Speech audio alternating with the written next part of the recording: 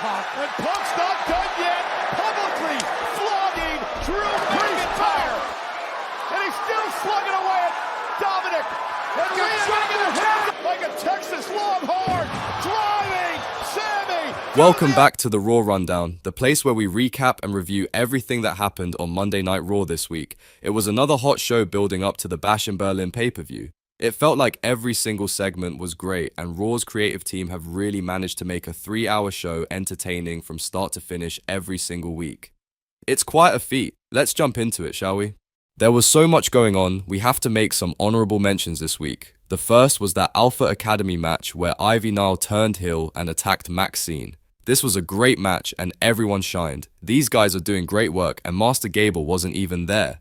Second, we have to mention Bronson Reed again for all of those tsunamis. Thoughts and prayers to Seth Rollins and R-Truth. If Bronson keeps this up, he could have his own graveyard like Taker or his own Hall of Pain like Mark Henry.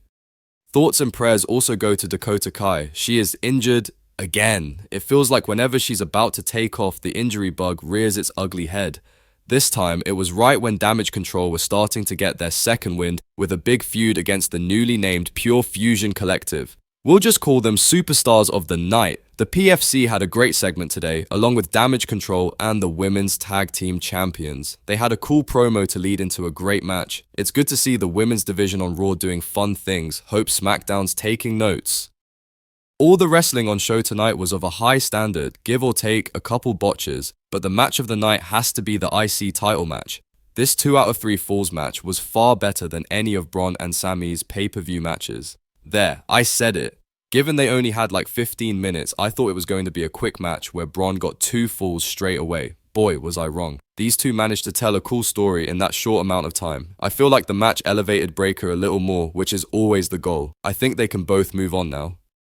Gunther and Randy put on a great promo tonight. That was one of Randy's best promos in a long time, and probably his best promo as a babyface. Gunther, as usual, was great. He really pokes at his opponents until they break, and it's fun to watch. What took this to spot of the night was the inclusion of Drew McIntyre and CM Punk. It made absolutely no sense why Drew would be out there, but true to form, Drew made it make sense with his genius character. Drew was adamant he deserved a chance at the title instead of Randy and was going to make his point known, only he got ambushed by Punk before he could reach the ring.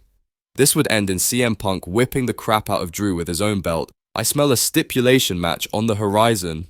What was actually great booking was the promo between Rhea, Liv, and Dom. These three were allowed ample time to address the issues the fans wanted addressed, like the fact Liv's revenge tour was very successful, and Dom hating that Rhea treated him like a child, and Rhea having lost her adopted family.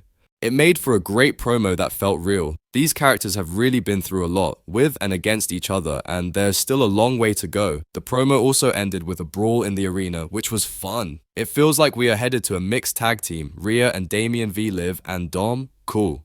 Thanks for watching. If you missed the SmackDown rundown, check it out here. If you still haven't checked out the SummerSlam review, give it a click. As always, please like, comment, share, and subscribe to let YouTube know wrestling is fake. And also, because it will really help the channel, hit that notification bell to get the rundown superplexed straight to you. Catch you after SmackDown.